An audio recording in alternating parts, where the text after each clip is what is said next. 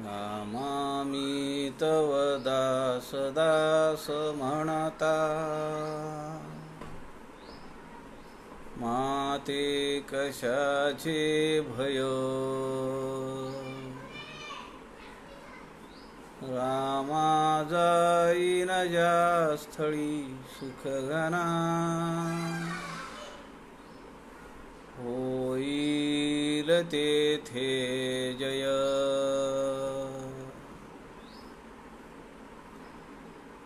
रामाया भुवनात्रयी तुझ विणा, नाही दुजा तारक. रामा तू सकलार्थ पूर्ण करिशी, तू तात मी बालक.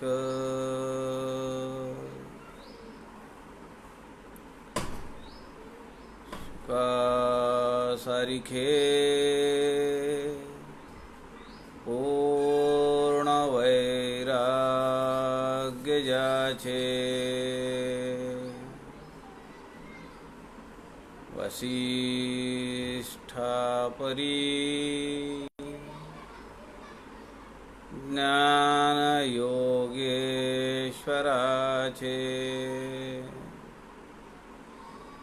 कवी वाल्मिकी सारिखा मान्य ऐसा. नमस्कार माझा सद्गुरु रामदासा. जय जय रघुवीर समर्थ, सब संतन की जय.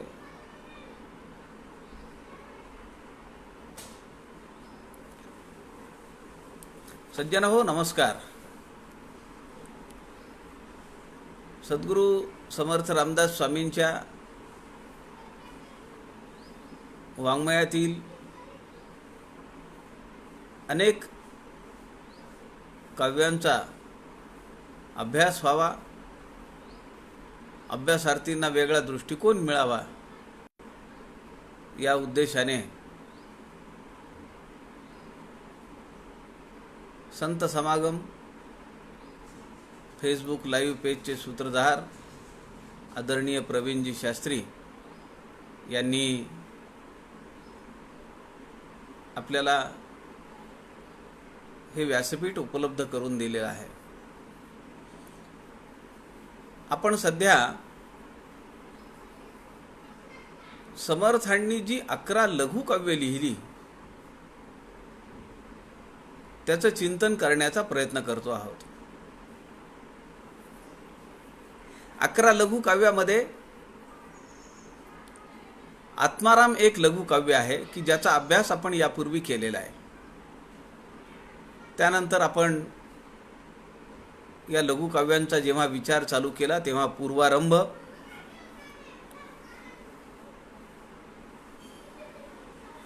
सगुण ध्यान, निर्गुण ध्यान आणि मानस पूजा अशी लघुकाव्य पाहिली. मानस पूजेमध्ये 13 भाग आहेत. त्रयोदशाक्षरी मंत्रामध्ये 13 शब्द आहेत. प्रत्येक भागामध्ये 11 काय 11 कळेची ना असं जे समर्थ म्हणतात तसं 11 ओव्यांची रचना या 13 भागांमध्ये आहे. हे मानसपूजा प्रकरणाचं वैशिष्ट्य आहे. आपल्याला फक्त मानसपूजा म्हणलं की भगवंताची अनेक उपचारांनी पूजा करणं इथपर्यंतच माहिती आहे किंवा तेवढ्यापुरताच मर्यादित स्वरूपाचा विचार आहे. रामकथा ब्रह्मांड भेदून पैलाड न्यावी असं समर्थ सांगतात. त्यांची व्यापकता मोठी आहे. म्हणून मानस पूजा प्रकरणामध्ये ज्या ठिकाणी भगवंताची मानस पूजा करायची आहे ते स्थळ, तो परिसर, ती वृक्ष,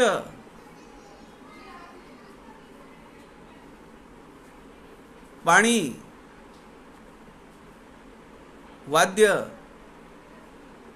नैवेद्य, स्वयंपाक, भांडी कुंडी, केवळ पूजेपुरता उपचार नाहीये, तर संध्याकाळची पूजा आहे, मिरवणूक आहे. असा एवढा मोठा मानस पूजेचा विचार 350 वर्षापूर्वी देणारे एकमेव समर्थ रामदास आहेत.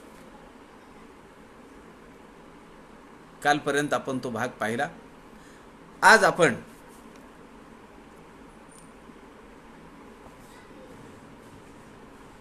पंचसमासी हे प्रकरण चालू करणार आहोत. समर्थ रामदासांनी याला ग्रंथ असं म्हणलेलं आहे. 5 समासांचा हे लघुकाव्य आहे आणि केवळ 150 ओव्यांचं हे प्रकरण आहे. याला समर्थ रामदासांनी पंचसमासी ग्रंथ असं म्हणलेलं आहे. या 5 समासांमध्ये नावच पंचसमासी आहे. या 5 समासांमध्ये पहिल्या समासात आपल्या सद्गुरूंचं वर्णन समर्थ करतात. समर्थांची खासियत ही आहे की समर्थांचे सद्गुरू आणि समर्थांचं आराध्य भगवंत जे आहे, आराध्य देव जो आहे, ही दोन्हीही प्रभू श्रीरामचंद्र आहेत. त्यामुळे पहिल्या समासामध्ये सद्गुरू म्हणून, गणपती म्हणून, सरस्वती म्हणून, भगवंत म्हणून, मुख्य देव म्हणून, परब्रह्म स्वरूप म्हणून सगळं वर्णन हे श्रीरामचंद्रांचं आहे. पहिल्या समासामध्ये आपल्या सद्गुरूचं स्तवन, मंगलाचरण आहे खरं तर ते एका अर्थाने पंचसमासीचं. समर्थ त्यामध्ये ते वर्णन करतायत. दुसऱ्या समासामध्ये शिष्यानी आत्मज्ञान प्राप्ती व्हावी यासाठी सद्गुरूची केलेली करुणामय प्रार्थना आहे. यामध्ये सद्गुरूंचं मार्गदर्शन आहे. देहाचं ममत्व सोडलं पाहिजे, दृश्य विश्वाची आसक्ती सोडली पाहिजे. आत्मज्ञान प्राप्त करायचं असेल तर अभिमान आणि अज्ञान या दोन्ही गोष्टींचा त्याग करण्यासाठी दुसऱ्या समासामध्ये सद्गुरू मार्गदर्शन करतात. तिसऱ्या समासामध्ये साधना कशी करावी, प्राप्त झालेलं ज्ञान दृढ कसं करावं याचं मार्गदर्शन सद्गुरूंनी केलेलं आहे. तो आहे तिसरा समास. आता साधना करायची आहे, उपासना करायची आहे, तर मग ती काय करायची, कोणत्या पद्धतीनं करायची, कोणती उपासना करायची, कोणती साधना करायची, कोणती भक्ती करायची. नवविधा भक्तीचं थोडक्यात स्वरूप समजावून सांगणारा हा चौथा समास आहे. आणि शेवटच्या म्हणजे 5व्या समासामध्ये आत्मज्ञान प्राप्त झालेला जो सिद्ध पुरुष आहे, जो सिद्ध साधक आहे, त्याची देहाची अवस्था कशी असते, त्याचं लौकिक आणि पारलौकिक जीवन कसं असतं, त्याचं वर्णन या पंचसमासीच्या शेवटच्या समासामध्ये आहे. असे हे 5 समास आहेत. आणि या पंचसमासी लघुकाव्याचा आज आपण अभ्यास करण्याचा प्रयत्न करूया. आज त्या प्रयत्नाची सुरुवात करूया. श्रीराम समर्थ. श्रीराम. पंचसमासी समास पहिला. श्रीराम समर्थ. श्रीराम. गणेश शारदा सद्गुरु संत सज्जन कुळेश्वरू, माझा सर्वही रघुवीरू, सद्गुरु रूपे माझे आराध्य दैवत, परमगुह्य गुह्यातीत, गुह्यपणाची मात न चले जेथे. या दोन ओव्या आपल्या सगळ्यांना मुखपाठ आहेत. गणेश शारदा सद्गुरु संत सज्जन कुळेश्वरू, सर्वही माझा रघुवीरू, सद्गुरु रूपे श्रीराम, माझे आराध्य दैवत, परमगुह्य गुह्यातीत, गुह्यपणाची मात न चले जेथे श्रीराम. यो जातो मरुदंशजो क्षितितले, संबोधयन् सज्जनान्, ग्रंथं यो रचयन् सुपुण्यजनकं, श्रीदासबोधाभिधं, या कीर्त्या पठनेन सर्व विभू. सुरुवात झाली आणि पारायणाच्या सुरुवातीला जे आपण श्लोक म्हणतो त्यातले हे दोन पहिले श्लोक जे आहेत हे पंचसमासीतल्या पहिल्या समासातले आहेत. पुढे समर्थ म्हणतात, जे स्पर्शिले नाही वेदवाणी, जे वर्णवेणा सहस्त्रफणी, जेथे अनुभवाची कडसणी आटोन गेली,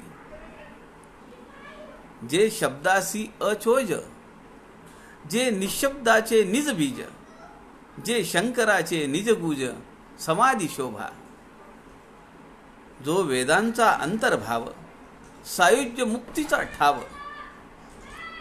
जेथे भावनेचा अभाव भावे सहित, शब्द जो बाहेर पडे ते त्या शब्दा पहिलीकडे, म्हणून अनुभविता मोडे हाव मनाची, असे तेची आदि अंत माझे आराध्य दैवत, जेथे सर्व मनोरथ पूर्ण होती. या 7 कडव्यांमध्ये समर्थ रामदास आपल्या सद्गुरूंचं, आपल्या आराध्य श्रीराम प्रभूंचं वर्णन करतायत. कसं आहे वर्णन हे? म्हणजे पंचसमासी लघुकाव्याचं हे मंगलाचरण आहे. पहिला समास हा तसा मंगलाचरणाचा आहे, पण मंगलाचरणामध्ये गणपती सरस्वतीचं वंदन केलंय, सद्गुरूंचं वर्णन केलंय. पण हे सगळे कुणाच्या माध्यमातून, कुणाच्या स्वरूपात केलंय? प्रभू श्रीरामचंद्रांच्या स्वरूपात केलेलं आहे. येथे कार्य उभा रामा,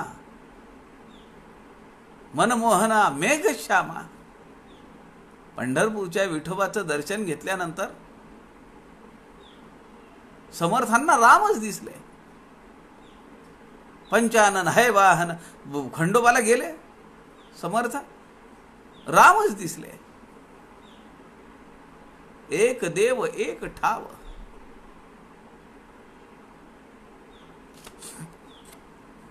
गणेश शारदा सद्गुरु संत सज्जन कुळेश्वरू, माझा सर्वही रघुवीरू, सद्गुरु रूपे.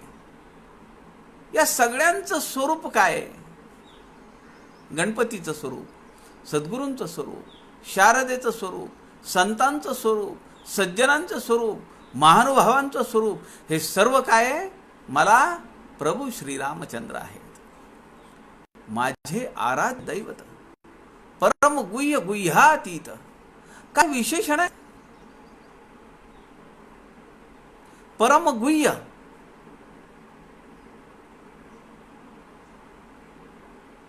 गुह्यातीत म्हणजे अत्यंत सूक्ष्म असं आहे, अत्यंत परम असं आहे. गुह्यामध्ये परमगुह्य आहे आणि एकीकडे म्हणायचं गुह्यातीत, त्याच्याही पलीकडे आहे. गुह्यपणाची ही मात न चले जेथे. किती खोल आहे, किती गुप्त आहे, किती सूक्ष्म आहे, त्याला उपमाच देता येत नाहीये. एवढं सूक्ष्म आहे आणि एवढं व्यापक आहे. जे स्पर्शिले नाही वेदवाणी, वेदांनी ज्यांना वाणीने स्पर्श सुद्धा करू शकले नाहीत वेद, जे वर्णवेणा सहस्त्रफणी, 1000 मुखांच्या शेषाला सुद्धा ज्याचं वर्णन करता येत नाहीये, असं ते स्वरूप आहे. जेथे अनुभवाची कडसणी आटवून गेली, मला अनुभव आला आहे ही जी गाठ आहे, कडसणी, तो जो विचार आहे, या ठिकाणी विचार हा शब्द घेतलेला आहे. कडसणी म्हणजे मला त्याची प्राप्ती झाली आहे, मी त्याचा अनुभव घेतलाय, मी त्याला ओळखतो, हा विचार सुद्धा तिथं चालत नाहीये. जे शब्दासी अचोज प्राप्त होत नाही, शब्दांनी सांगताच येत नाही, त्याचं वर्णन, शब्द तोकडे पडतात. कारण शब्द हे माईक आहेत.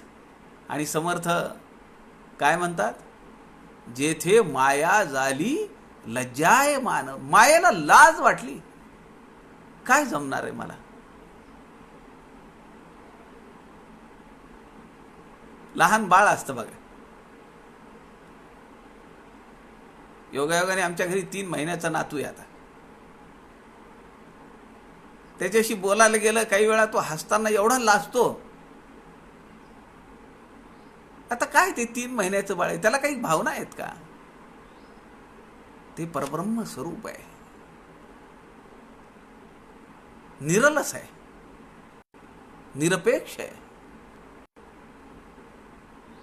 अत्यंत सोज्वळ आहे, प्युरेस्ट प्युअर. हे खरं परब्रह्म स्वरूप आहे.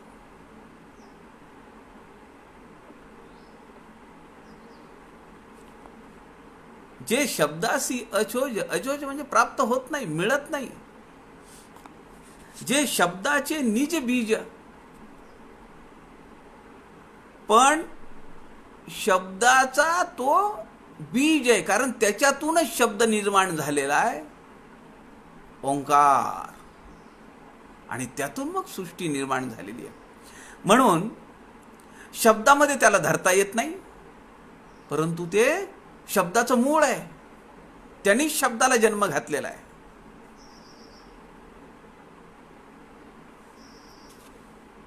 जे शंकराचे निजगुज समाधी शोभा.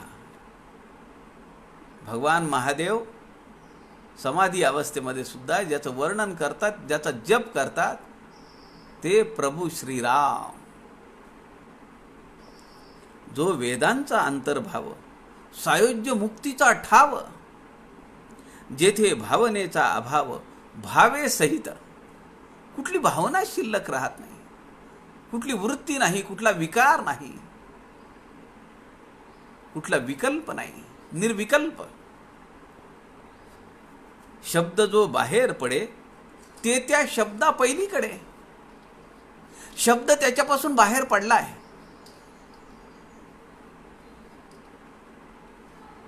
त्यालाच एक स्फुरण झालं, जे क्रियाहीन आहे, असंवेदनशील आहे, निरवयव आहे, निष्क्रिय आहे, पण त्याला वाटून गेलं. एकोहम बहुश्याम, माझ्यासारखे अनेक झाले पाहिजेत. त्याला फक्त वाटून गेलं आणि त्याच्या नुसत्या वाटण्यावर माया कार्यान्वित झाली आणि तिने त्याच्या अधिष्ठानावर, त्याला तर पत्ताच नाही बिचारायला, पण त्याच्या अधिष्ठानावर तिने सगळ्या सृष्टीचा खेळ चालू केला. बऱ्याच वेळा असं होतं, ज्याच्या नावावर खपवल्या जातं ते असं म्हणतात, ते तसं म्हणतात, त्यांना तसं वाटतं, त्यांना असं पाहिजे, त्यांना तसं करायचंय, ते तसं म्हणाले. अहो, त्याला तर काही माहितीच नसतं. पण त्याच्या नावावर खपवल्या जातात गोष्टी. सृष्टी निर्माण केली परब्रह्मानी, हे त्याच्यावर एक खपवलेलं प्रकरण आहे. मनात आलं म्हणजे होत असतं का? माझ्या मनात खूप येतं,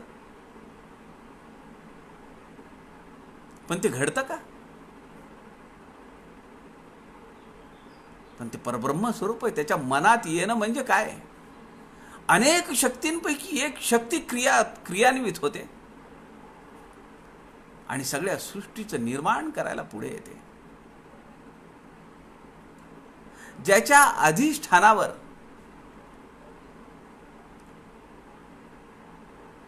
ती शक्ती निर्माण झाली,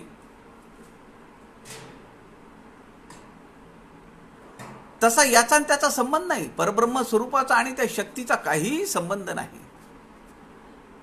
पण ती त्याला आपल्या कवेत घेण्याचा प्रयत्न करते.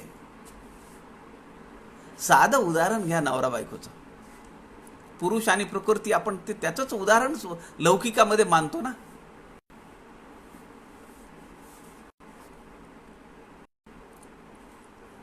पुरुषाला बऱ्याचशा गोष्टी माहिती नसतात, पण हे असं म्हणाले, यांना असं पाहिजे, यांना असं वाटतंय, यांच्या मनात असं आहे. त्यांच्या नावावर किती गोष्टी खपतात. तसं समर्थांनी या मायेला परब्रह्माची मुलगी म्हणलंय, परब्रह्माची आई म्हणलंय आणि परब्रह्माची भार्या असं म्हणलंय. किती नाती आहेत.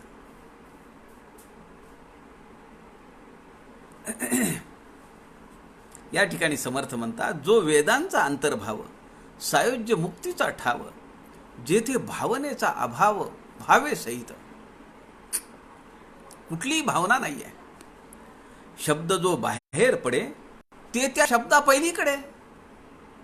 शब्द खरं तर त्याच्यापासून बाहेर पडलाय.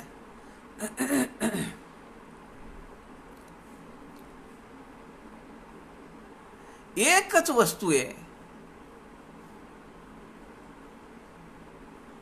आता एखादी स्त्री आहे, ती कुणाची तरी मावशी आहे, कुणाची तरी आई आहे, कुणाची तरी बहीण आहे, कुणाची तरी बायको आहे. पण ती एकाची सगळी नातं निभावते का? पण तसं इथं नाहीये. माया आणि परब्रह्माची ही खासियत आहे. म्हणून समर्थ म्हणाले, ती भार्या आहे, ती कन्या आहे आणि ती आई पण आहे.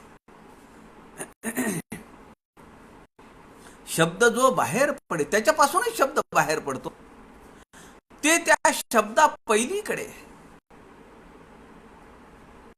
शब्दाच्या पलीकडे. रे पहिलीकडे समर्थांनी मानाच्या श्लोकामध्ये वर्णन केलंय. त्याचं ते स्वरूप कसं आहे? परावाचेच्या पलीकडे. आपल्याला माहिती आहे 4 वाणी आहेत. परा, पश्यंती, मध्यमा, वैखरी. वैखरी तोंडातून जे मी बोलतो आहे, ही सगळी वैखरी वाणी आहे. मध्यमा इथे कंठात, तिचा नाद मिळताला. पश्यंती इथे हृदयस्थानी.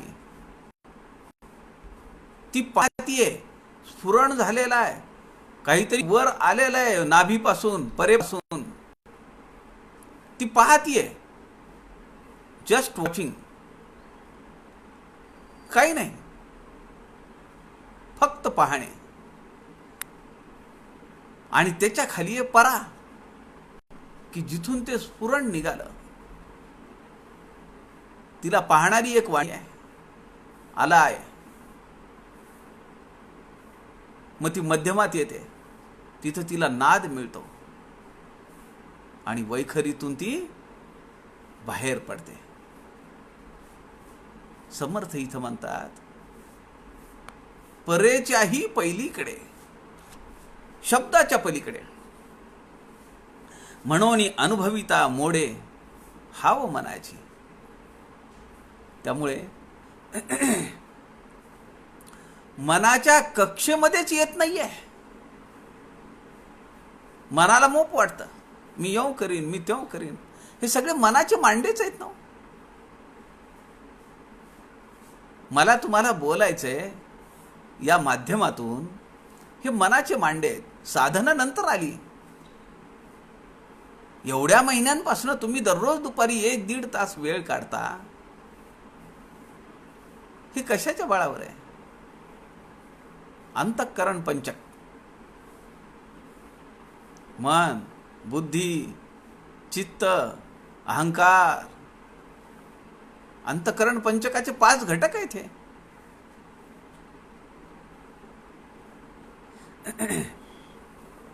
असे तेची आदि अंत, माझे आराध्य दैवत. सृष्टीच्या पूर्वी ते होता आणि सृष्टीच्या ऱ्हासानंतर, सृष्टीच्या विलयानंतर सुद्धा ते राहणार आहे. आदि अंत, असे तेची आदि अंत, माझे आराध्य दैवत. जेथे सर्व मनोरथ पूर्ण होतील. ज्याला अंतःकरणात दृढपणे बसवल्यानंतर पूर्ण काम आहे ना तो, त्यामुळे सगळी मनोकामना या पूर्ण होतात. आदि अंत माझे आराध्य दैवत. कारण माझं ह्याच्यासाठी आहे की माझ्याकडे पण सूर्योपासना चालू आहे आणि तो तर सूर्यवंशाचा कुलदीपक आहे. म्हणून त्याचा आणि आमचं कुळ एक आहे. म्हणून तो आमच्या कुळाच्या अगोदरही आहे आणि नंतरही आहे.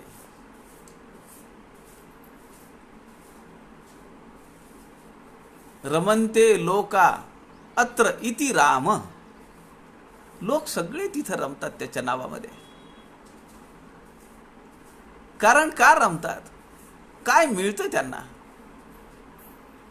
आजही हजारो वर्ष झाली, पण रामकथा मात्र लोक आवडीनं ऐकतात. मागच्या वर्षी याच काळामध्ये लॉकडाऊन चालू झाल्यानंतर रामायण दाखवलं. आपण किती आवडीनं पाहिलं. अहो, आत्ता आम्ही मागच्या महिन्यामध्ये दासोद जयंती उत्सवासाठी घडीमध्ये होतो. पूजनीय आचार्य किशोरजी व्यासांनी जी रामकथा सांगितली, त्याचं जे संपादन केलं सुनीलदादा चिंचोळकरांनी, रामकथामृत, त्याचं वाचन आणि दुपारी 1.5 तास आणि रात्री 1-1.5 तास करायचं दासबोध पारायण झाल्यानंतर. काय सांगू तुम्हाला, म्हणजे मला घडीचे जे विश्वस्त आहेत, 30-35 वर्षापासून ते घडीमध्ये येत आहेत दासबोध जयंती उत्सवासाठी. ते जयंतराव पेशवे मला म्हणाले, अहो म्हणले तुम्ही वाचा नाही. मीच वाचतोय म्हणले दुपारी संध्याकाळी. मी त्यांना म्हणालो मी वाचलं असतं, परंतु मी नाही वाचू शकणार हो हे. कारण मी नुसता ऐकतो आहे तर मला 4 वेळा चष्मा काढून माझे डोळे पुसावे लागतात. वाचन चालू असताना तर मी मुरेल त्यात. ती रामकथा माझे अंतःकरण, कारण वक्त्यापेक्षा श्रोता हा जरा लांब आहे. वक्त्याला समरस व्हावं लागतं विषयाशी. तशी बाइंडिंग नाही आहे श्रोत्यावर. तो सोफ्यावर बसलेला असेल, खुर्चीवर बसलेला असेल, लोळत असेल,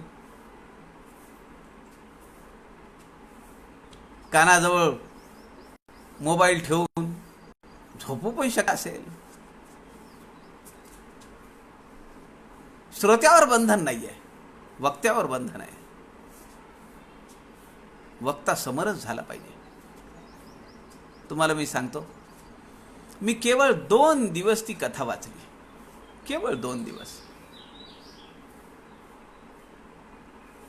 पण त्या 1 तासाच्या कालखंडामध्ये किमान 5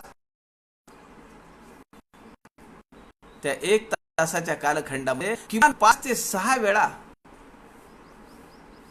मला म्हणजे डोळ्यातून आलेले अश्रू पुसावे लागले, चष्मा काढावा लागला, वाचन थांबवावं लागलं. आपण श्री रामकथामृत हा ग्रंथ वाचला पाहिजे. अत्यंत सुरेख ग्रंथ, अत्यंत सुरेख. ही कथा वाचून, हा ग्रंथ वाचून अनेक कथाकार तयार झालेले आहेत. सुनील दादांची योजनाच आहे, त्याच्या पाठीमागचा उद्देश आहे तो. उदास वृत्ती मावे जना, विशेष कथा निरूपण, रामकथा ब्रह्मांड भेदून पैलाड न्यावी, असे हे प्रभू श्रीरामचंद्र आहेत. जेथे सर्व मनोरथ पूर्ण होती, लोक रमतात तिथं. त्याचं कारण असं आहे की रमयती मोदयती सर्वाण इति राम. जे रामाच्या नाम संकीर्तनामध्ये जे रमतात त्यांना प्रभू श्री रामचंद्र मोद प्राप्त करून देतात. मोदयती, त्यांना आनंद देतात. अशा 7 ओव्यांमध्ये प्रभू श्रीरामचंद्रांचं वर्णन समर्थ करतायत. समर्थ पुढे म्हणतात, जे सारांचे निजसार, जे आनंदाचे भांडार, जे मोक्षाचे बिडार, जन्मभूमी श्रीराम, जे निर्विकल्प तरूचे फळ, अनुभवे पिकले रसाळ, तयाराचे गळाळ, घेती स्वानुभवी श्रीराम, जालिया रसाचे विभागी, अमरत्व जडे अंगी, संगातीत महायोगी, होई जे स्वये श्रीराम. ऐसा जो का परमपुरुष, निर्विकल्प निराभास, शुद्ध बुद्ध स्वयंप्रकाश, आत्मा राम श्रीराम. तो राम कसा आहे? समर्थांचा आराध्य हे दाशरथी राम आहे का? तो आत्मा राम आहे. आता इथून त्या आत्माराम स्वरूपाचं वर्ण आहे. जे सारांचे निजसार, जे आनंदाचे भंडार, कोठार आहे, ते दुःखाचा लवलेश नाहीये. जे मोक्षाचे बिडार, बिडार म्हणजे बिराड, वास्तव्य ठिकाण, जे मोक्षाचे बिडार, जन्मभूमी, जिथं मोक्षाची जन्मभूमी आहे, सायुज्य मुक्तीचा ठाव, असं समर्थ म्हणालेत. जे निर्विकल्प तरूचे फळ, अनुभवे पिकले रसाळ, त्या निर्विकल्पाची समाधी घेत घेत घेत घेत साधक अशा अवस्थेला पोचलाय की त्या अनुभवाचं फळ कसं आहे ते आता पिकलेलं आहे, रसाळ झालंय. अनुभवे पिकले रसाळ, तया रसाचे गळाळ, गळाळ म्हणजे घुटके, एक एक घुटका त्या आंब्याच्या रसाचा, जे फळ असेल पिकलेलं आहे ते. तया रसाचे गळाळ, घेती स्वानुभवी, जालिया रसाचे विभागी, अमरत्व जडे अंगी. त्या रसाचे घुटके घेऊन काय झालंय? अंगी अमरत्व आलंय, जन्म मरणाचं भय संपलेलं आहे. संगातीत महायोगी, तो साधा योगी नाही, आता तो महायोगी झालाय. आपण म्हणतो ना पुरुष, आणि ऐसा पुरुष धारणेचा, समर्थ दासबोधामध्ये म्हणतात महापुरुष, महायोगी. महाम माया, शारदेचं वर्णन करताना समर्थ म्हणतात महाम माया. असा हा महायोगी संगातीत आहे. आता योगी म्हणल्यानंतर संग कसला आलाय आणि पुन्हा तो महायोगी आहे. समर्थ म्हणतात होई जे स्वये, आपण सुद्धा असा महायोगी होऊ शकतो. झालोय का हो आपण महायोगी? आपण संगातीत झालोत का? संग नको वाटतोय का आपल्याला? उलट आम्हाला करमत नाही. 4 लोक बोलणारी नसतील तर, घरातली सगळी मंडळी कुठे जर बाहेर गेली आणि संध्याकाळी यायला उशीर लागला, आपण आल्याबरोबर काय म्हणतो, अहो काय किती वेळ झाला तुम्हाला, घर खायला उठलं मला. आम्हाला माणसांचा संग पाहिजे, वस्तूंचा संग पाहिजे. पाहिजे, घरांचा संघ पाहिजे. कधी होणार आम्ही संघात? मग कधी होणार आम्ही साधू, कधी होणार योगी, कधी होणार महायोगी? या जन्मात शक्य आहे का? पण प्रयत्न तर केला पाहिजे. संगातीत महायोगी होई जे स्वय. मी तुम्हाला मागच्या आठवड्यात सांगितलं, पुण्यामध्ये जी सभा झाली तेव्हा पूजनीय आचार्य म्हणाले, स्वामी गोविंद देवगिरी, महर्षी वेद व्यासांच्या नंतर एवढ्या विषयांना स्पर्श करणारे केवळ समर्थ रामदास आहेत, केवळ समर्थ रामदास. एवढं मोठं ज्ञान त्यांनी आपलं भांडार उघडं केलंय. आचार्य पुढे असं म्हणाले, समर्थांच्या वाङ्मयाचा उपदेशाचा जो जो अंगीकार करील तो तो महापुरुषाच्या वाटेने जाईल. समर्थ स्वतःच सांगतायत इथे, होई जे स्वय, तुम्ही स्वतः व्हाल. ऐसा जो का परमपुरुष, निर्विकल्प निराभास, शुद्ध बुद्ध स्वयंप्रकाश आत्मा राम. कुठली कल्पना नाही, कुठली वृत्ती नाही, कुठलाही विकारांचा तरंग नाही, निर्विकल्प निराभास, कुठलाही भास नाही, असा जो परमपुरुष, शुद्ध बुद्ध स्वयंप्रकाश आत्मा राम. आणि मग त्याला ते ज्ञान प्राप्त होतं, चिदानंद रूप शिवोहम शिवोहम. पुढे समर्थ म्हणतात, ऐशाजी सद्गुरु राया.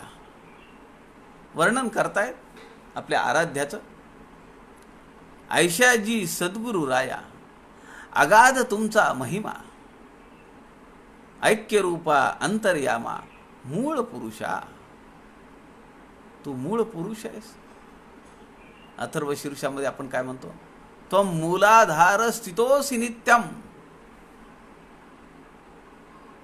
त्वं अवस्था त्रयातीतः, त्वं गुणत्रयातीतः, त्वं कालत्रयातीतः. तू मूळ पुरुष आहेस.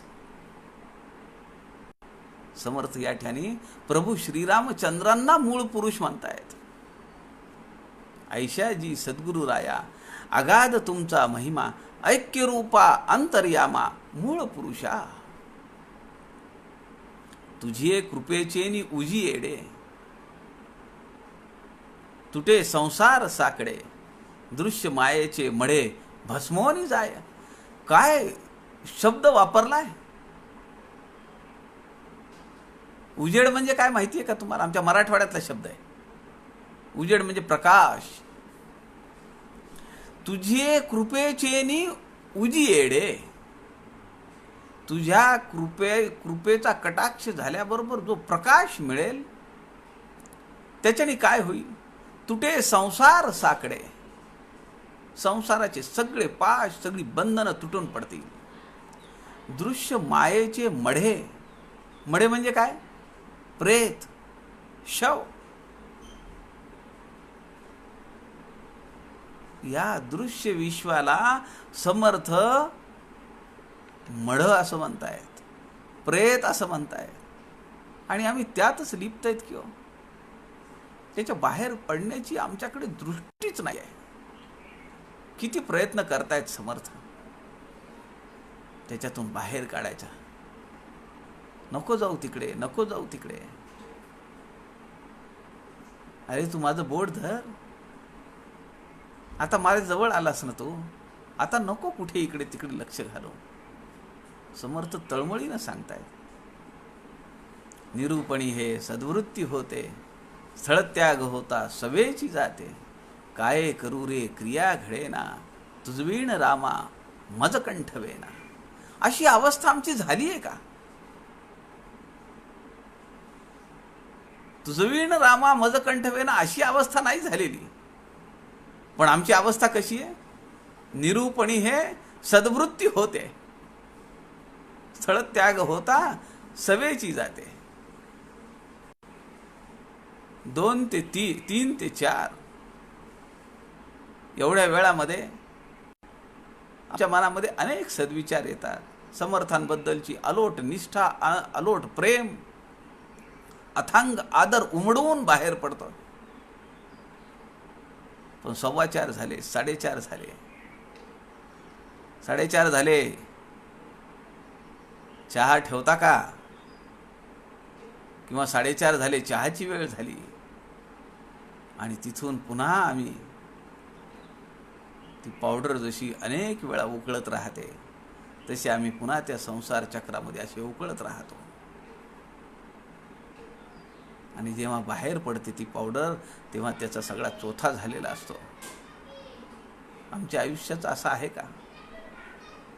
चोथा व्हायच्या अगोदर आमचं हे जीवन प्रभू श्रीरामचंद्रांच्या चरण कमलावर समर्पित होईल का? समर्थ दासबोधामध्ये म्हणतात, ज्ञानवन्नी प्रगटे तेणे दृश्य केर आटे. तो संदर्भ इथे आहे. ज्ञानाचा अग्नी जेव्हा प्रदीप्त होईल, तेव्हा हे जे दृश्य विश्व आहे ना, त्याला समर्थ म्हणतात, ज्ञानवन्नी प्रगटे तेणे दृश्य केर आटे. सगळा कचरा जळून जाईल. समर्थ इथं काय म्हणतायत? दृश्य विश्वाला मड म्हणतायत. आणि मड्याला काय करावं लागतं? अग्नी द्यावा लागतो. ज्याच्यासाठी किती गहू टन, किती टन तांदूळ, किती किलोंशी साखर गेली, किती किलोंशी डाळी हजम केल्या, राग, लोभ, मोह, मोह, अहंकार, तिरस्कार, द्वेष, किती किती पचवलं, ते सगळं काही तासाच्या आत भस्म होत आहे, राख होऊन जाते त्याची. समर्थ म्हणतायत, तुझी कृपेचे नि उजियडे तुटे संसार साकडे, दृश्य मायेचे मडे भस्मोनी जाय. भस्मच होतं म्हणले, त्याची पावडर.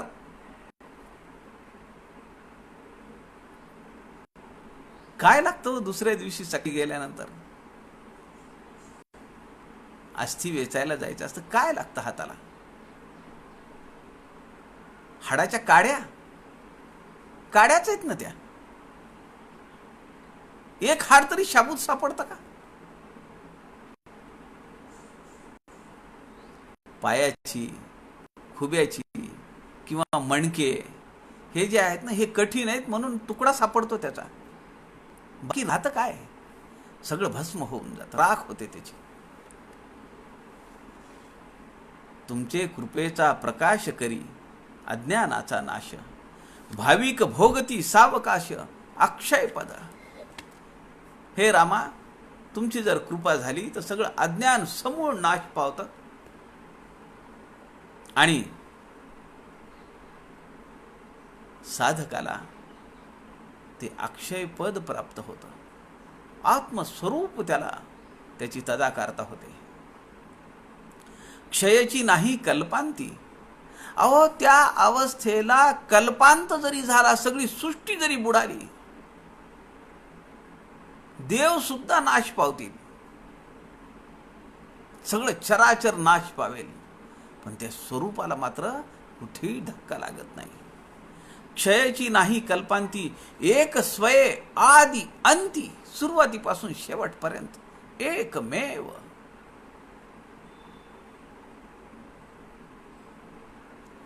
ऐसे सुख कृपा मूर्ती प्रगट कीजो जी. तळमळ आहे, अर्थात आहे. ऐसे सुख कृपा मूर्ती, ते जे सुख आहे, हे कृपा मूर्ती, हे कृपेच्या सागरा, हे करुणा करा. प्रगट कीजो जी. किती आदरार्थी शब्द वापरलाय.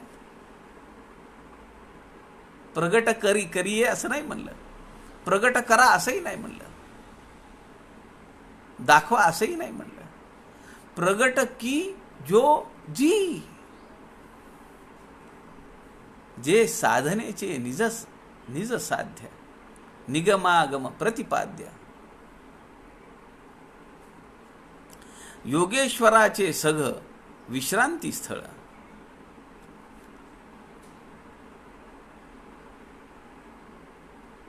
अथर्व शीर्षामध्ये आपण काय म्हणतो?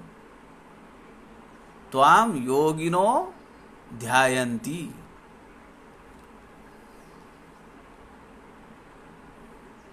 तुझं ध्यान कोण करतात?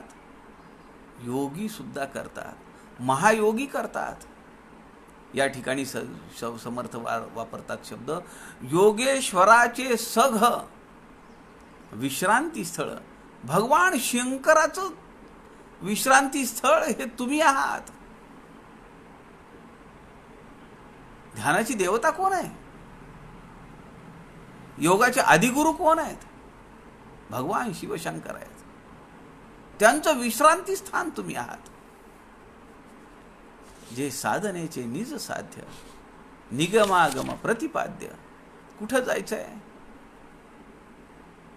एकच गंतव्य ठिकाण आहे, एकच उगमाचं ठिकाण आहे, ते म्हणजे तुम्ही आहात. पुढे समर्थ म्हणतात, जे सकळ श्रमांचे सार्थक, जे भाविका मोक्षदायक, तुमच्या हृदयी अलोलिक परमभूय. जे महावस्तूचे साधन, जे अद्वैत बोधाचे अंजन, जेणे पावती समाधान महायोगी श्रीराम. जेथे दुःखाचा दुष्काळ आणि आनंद सुखाचा सुकाळ, जे निर्मळ आणि निश्चळ, तेची ते अवघे श्रीराम. ऐसे जे जे महाअगाध योगेश्वरांचा निजबोध, आत्मज्ञान परमशुद्ध पाषांडा वेगळे श्रीराम. समर्थ वर्णन करतायत, जे सकळ श्रमांचे सार्थक, जी जी साधन करी,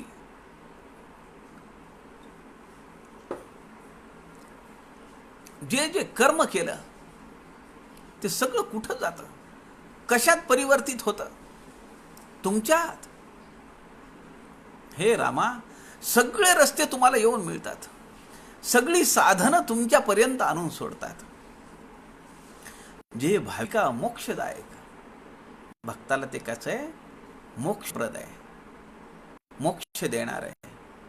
तुमच्या हृदयी अलोलिक परमगुह्य, तुमच्या हृदयी अलोलिक. अलोलिक म्हणजे अलोलिकच या शब्दाचा अर्थ अलौकिक.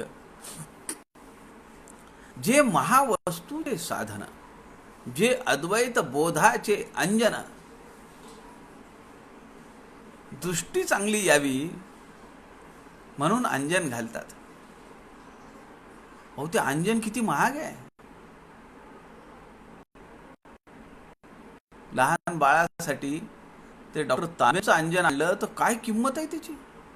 काय किती महागडं सगळं झालं आता.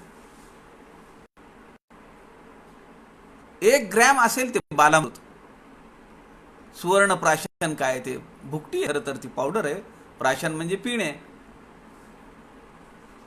550 रुपयाची डबी आहे ती 1 ग्रॅमची. काजळ, अंजन, दृष्टी साफ राहावी, डोळे चांगले राहावेत म्हणून ते अंजन घालतात. समर्थ या ठिकाणी कुठलं अंजन घालतायत आम्हाला? अद्वैत बोधाचे अंजन, जेने पावती समाधान महायोगी. जे सिद्ध आहेत, साधना करतायत, योगी आहेत, महायोगी आहेत, महापुरुष आहेत, महाजन आहेत, त्यांना अद्वैत बोधाचं ज्ञान होण्यासाठी प्रभू श्रीरामचंद्रांचं नामस्मरण हे अंजन आहे. ती दृष्टी त्यामुळे मिळेल. जेथे दुःखाचा दुष्काळ, तुमच्या सहवासात जर राहिलो प्रभू श्रीरामचंद्रा, तर तुमच्याकडे दुष्काळ आहे म्हणे. कशाचा दुष्काळ आहे? दुःखाचा दुष्काळ आहे. दुःख सापडणारच नाही. आणि सुकाळ काय? भरपूर ओतप्रोत भरून आहे. काय ते? आनंदाचा सुकाळ, आनंदाचा आनंद. जे निर्मळ आणि निश्चळ तेची ते अवघे. निर्मळ आहे, निश्चळ आहे, निरवय, निरंजन आहे, निरावलंब आहे, निकळंक आहे, ते सगळं तू आहेस. ऐसे जे महाअगाध असं जे स्वरूप आहे तुमचं, योगेश्वरांचा निजबोध, स्वतः भगवान शंकर, देवादिदेव महादेव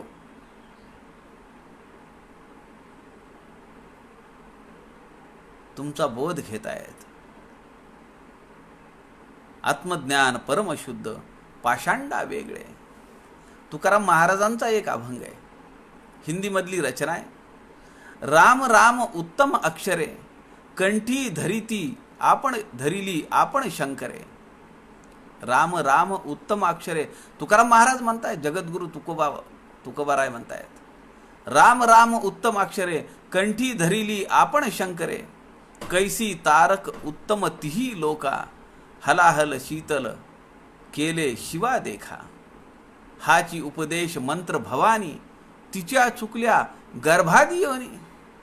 अहो, स्वतः प्रभू भगवान शंकरच सुटलेले नाहीयेत, तर त्यांनी अनेक जन्मातून सुटका आपल्या पार्वतीची सुद्धा केलेली आहे.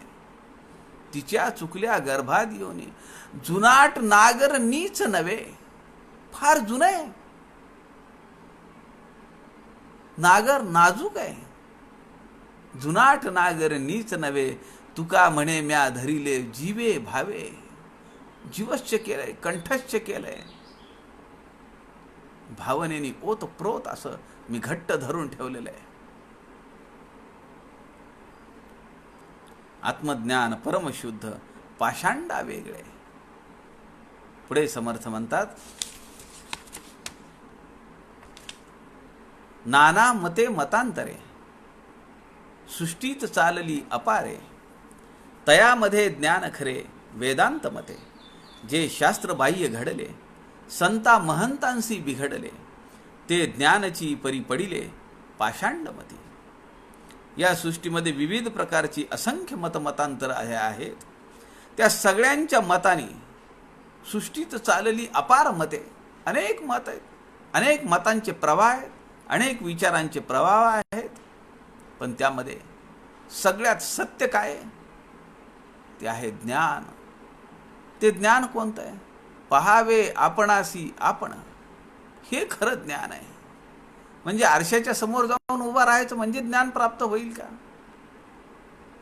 आत्मज्ञान प्राप्त करून घ्यायचं असेल तर माझं मूळ स्वरूप मला पाहता आलं पाहिजे, आणि ते प्रभू श्रीरामचंद्र आम्हाला दाखवतील. पुढे समर्थ म्हणतात, असो सर्व प्रकारे शुद्ध, जे सर्वामध्ये प्रसिद्ध. तया ज्ञानाचा प्रबोध, मज दीनासी करावा श्रीराम. मी अत्यंत हीन दीन आहे, आपण करुणेचे सागर आहात, आपण पतित पावन आहात. त्यामुळे मला ते ज्ञान प्राप्त करून द्या. दुस्तर भरला भवसागरू, स्वामी बुडतयाचे तारू. मज दीनासी पैल पारू, पाववाजी श्रीराम. ऐशी नाना करुणा वचने, बोलता झाला वदने. ऐकोन स्वामी आश्वासने, भुजविते झाले श्रीराम. प्रभू श्रीरामचंद्र प्रकट झाले. मोठ्या ममतेने, मोठ्या प्रेमाने त्यांनी डोक्यावरनं पाठीवरनं हात फिरवला, प्रचिती दिली ना, त्याचा अनुभव सांगितलाय समर्थांनी स्वतः. नुसतं भरला भवसागरू, स्वामी आपण बुडतयाचे तारू. मज दीनसी पै पारू, पाववारी. खरं तर समर्थ रामदास स्वामींना कसला संसार आहे, कोणता भवसागर आहे? अहो, ते अवतार पुरुष आहेत. त्यांनी हातामध्ये स्मरणी ठेवली म्हणजे ते जपासाठी ठेवली आहे का? आम्हाला स्मरण देण्यासाठी ठेवली आहे. कसला प्रपंच आहे की ते म्हणताय की मला या भवसागरातून बाहेर काढा.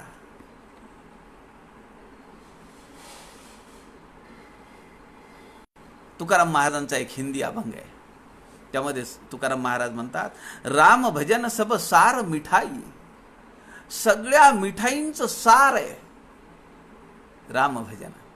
राम भजन सब सार मिठाई, हरी संताप जन्म दुःख राई. राई सारखं जन्म दुःख होऊन जातं, म्हणे तुकडे तुकडे होतात. खवत जुग सब चली जावे, खाट मिठा फिर पछतावे. कह तुका राम रस जो पीवे, बहुरी फेरा वो कबहू न खाए. काय म्हणायत तुकाराम महाराज. राम रसाचा गुटखा ज्याने पिलाय त्याला पुन्हा जन्म आणि मरणात दुःख नाहीये. ते आत्मज्ञान आहे. माझ्या स्वस्वरूपाची प्रचिती, माझ्या स्वस्वरूपाचं ज्ञान, मी नक्की माझं स्वरूप काय आहे. हा पंचभौतिक देह म्हणजे स्वरूप आहे का माझं? हा काळा रंग म्हणजे माझं स्वरूप आहे का? माझं शिक्षण म्हणजे माझं स्वरूप आहे का? काय माझं स्वरूप नक्की? हे जर समजायचं असेल तर राम रसाचा गुटखा घ्यायला पाहिजे. तुकाराम महाराज म्हणतायत, कह तुका राम रस जो पीवे, बहुरी फेरा वो कबहू न खाए. पुन्हा तो या फेऱ्यामध्ये सापडणार नाही. म्हणून समर्थ विनवणी करतायत प्रभू श्रीरामचंद्रांना, दुस्तर भरला भवसागरू, स्वामी बुडतयाचे तारू. आपण बुडणाऱ्याला तारक आहात, तारून नेता. मज दीनासी पैल पारू पाव बाजी, ऐशी नाना करुणा वचने.